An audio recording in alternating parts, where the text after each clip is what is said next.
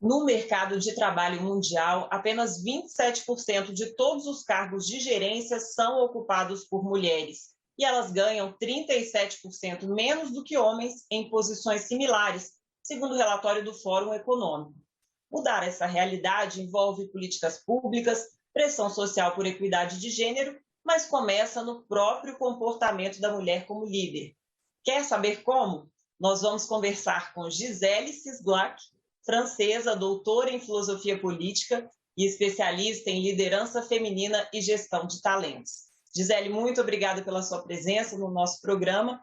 E eu começo perguntando por que as mulheres não são reconhecidas como líderes até hoje, né? Em pleno século XXI, a gente acha que já está no auge da modernidade, que já passou por tudo, e essa diferença ainda continua.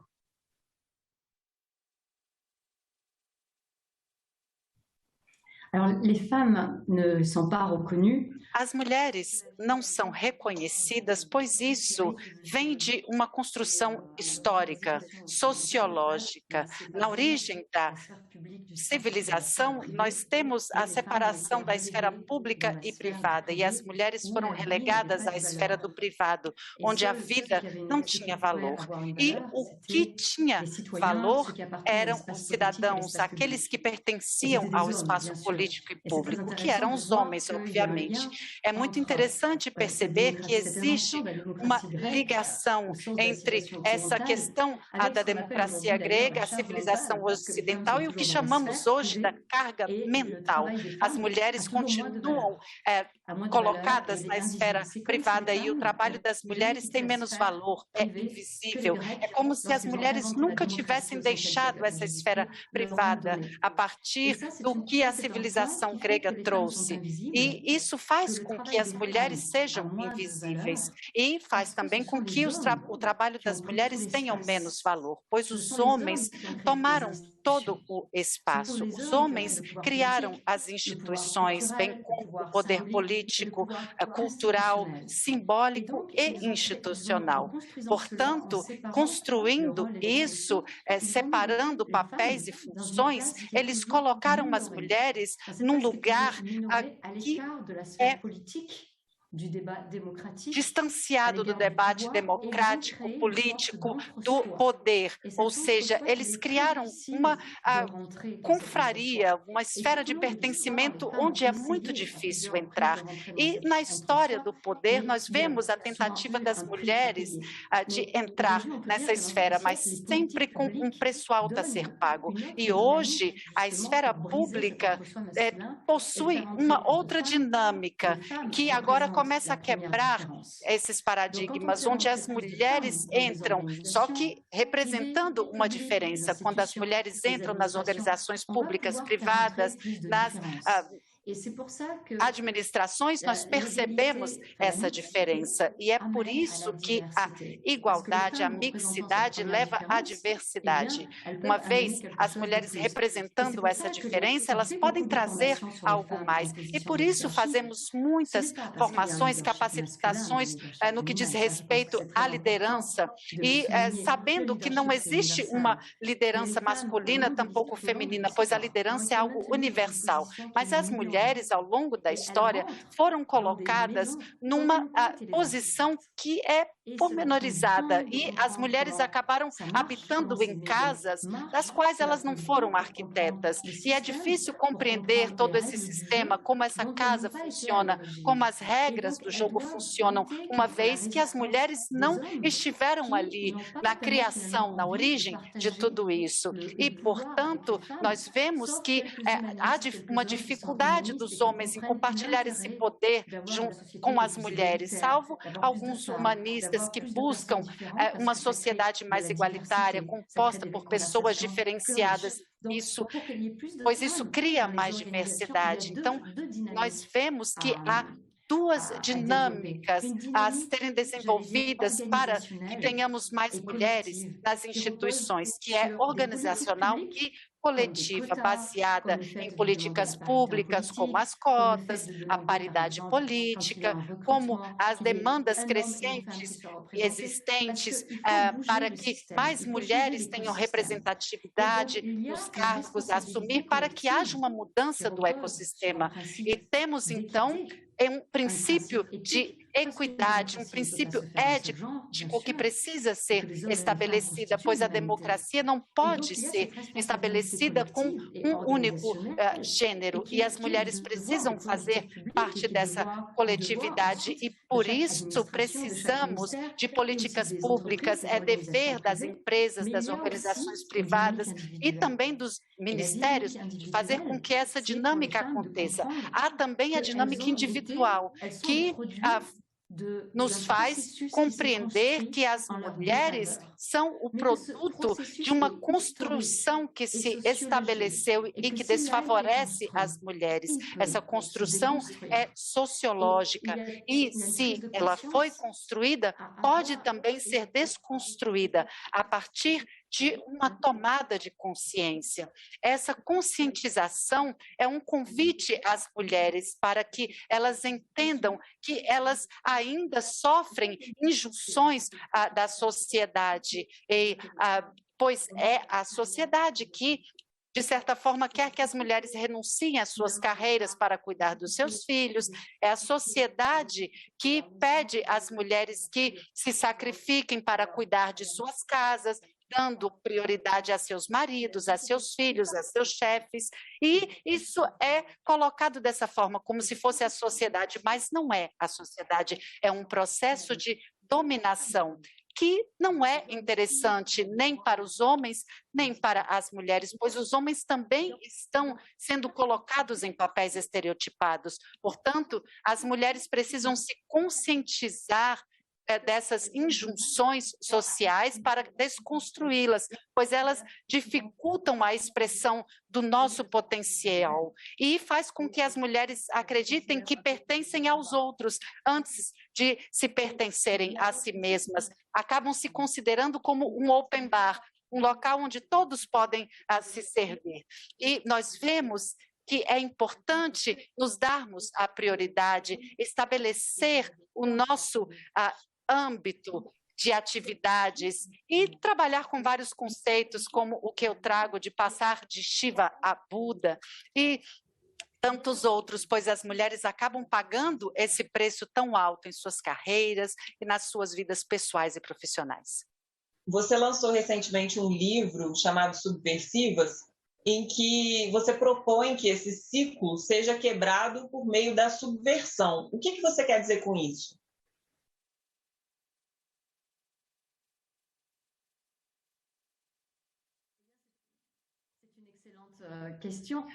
Essa é uma excelente pergunta. O que eu quero dizer é que a subversão é virar a mesa.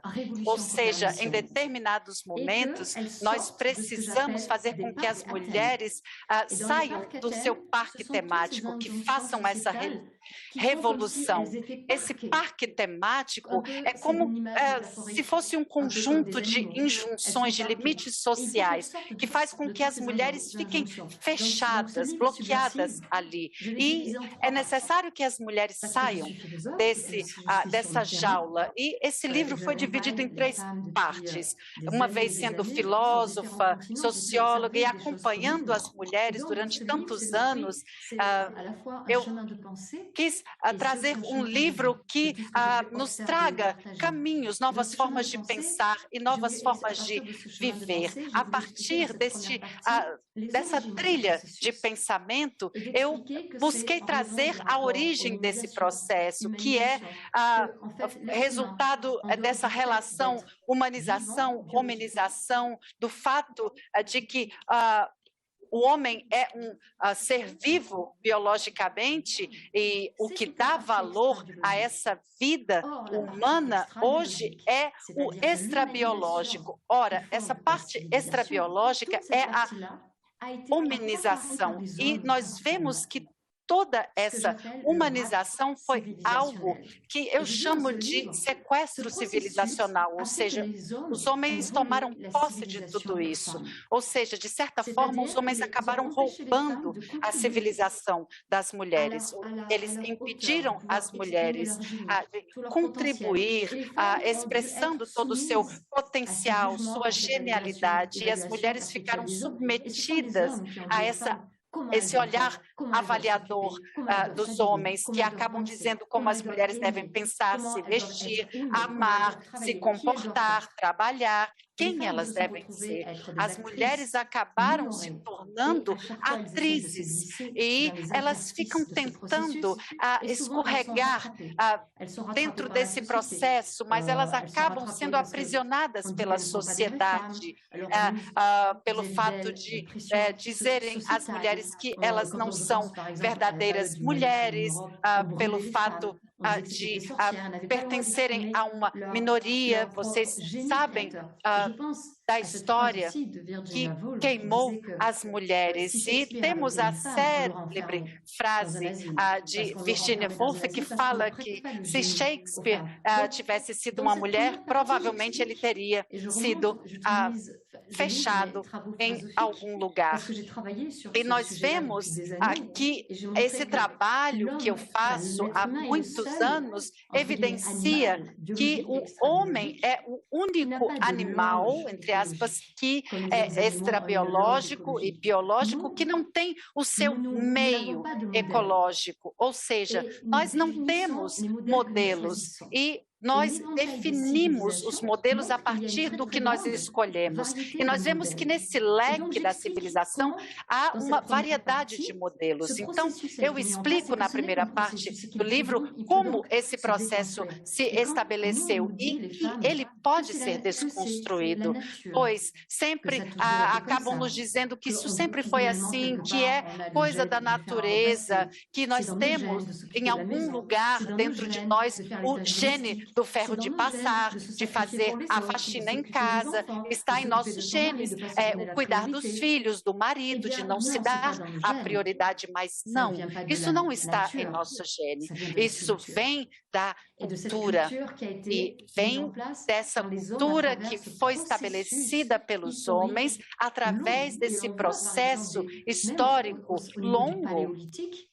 E nós vemos na pré-história, no Paleolítico, que existem sempre formas de desvalorizar, e isso sutilmente, sempre relegando as mulheres a esse espaço, colocando-as nas tarefas domésticas, num canto. Mas nós temos, como mulheres, a possibilidade de nos libertarmos dessa necessidade de sermos livres, sendo emancipadas a partir da subversão. E uma vez explicando esse processo, é importante conhecer de onde viemos para saber aonde queremos ir, ou seja, sair de tudo isso. E para que consigamos fazê-lo, é necessário utilizar a subversão. A subversão seria como uma virada.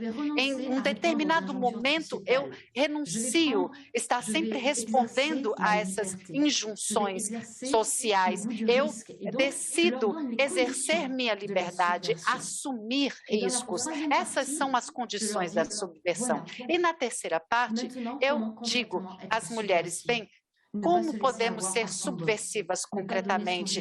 Não vamos nos deixar levar pelos nossos chefes, não ceder o nosso talento e genialidade aos outros, não ser mais um open bar, como eu sempre digo, como realmente expressar sua própria humanidade, como assumir realmente quem somos, como se assumir frente à sociedade, frente ao nosso trabalho. Portanto, esse livro é dividido em 3 partes, nos ajuda a compreender o processo da submissão e como retomar essa confiança em si mesma, trabalhar esse autoconhecimento, redescobrir ou acabar descobrindo, de certa forma, quem somos realmente. E isso nos ajuda a construir a nossa feminilidade, a nossa humanidade, mas que não vem de uma injunção social que é proposta pelos homens, mas sim criarmos um novo modelo, um novo paradigma. E, na conclusão, eu explico que esse processo foi assim. Ou seja, os homens não são responsáveis, finalmente, pelo que aconteceu. Em contrapartida, homens e mulheres temos, sim, a possibilidade, o dever de construir uma nova civilização. Eu vejo o feminismo como um humanismo, pois ele abre possibilidades da construção de um novo paradigma de civilização e de sairmos de todos esses estereótipos. Eu realmente estou muito feliz, pois este livro foi traduzido e será publicado pela editora Cultrix e vai ser lançado em junho aqui no Brasil. E ele traz também uma história muito especial, particular que eu tenho com o Brasil, onde eu comecei a realizar cursos, ministrar cursos desde 2016. E as mulheres brasileiras começaram a me perguntar se todos esses conhecimentos estavam em algum lugar. E eu sempre sonhei em trazer esse apanhado de saberes. Portanto, este livro tem uma matiz muito particular, pois está ligado à realidade das mulheres brasileiras também. Gisele, falando em realidade das mulheres brasileiras, né, a realidade aqui é que a mulher ainda tem que conciliar muitos papéis, né? Eu acho que isso não é exclusivo do Brasil, em outros países também, mas aqui no Brasil especificamente, é a mulher que tem a sua carreira profissional, que quer ser mãe, é a esposa, é a estudante, muitas vezes, então a mulher tem que se dividir em 3, às vezes 4 papéis. Como conciliar tudo isso, né? Conseguir responder a todas essas pressões, mas não se perder aí no meio do caminho e conseguir se impor, conseguir se liderar nesse processo.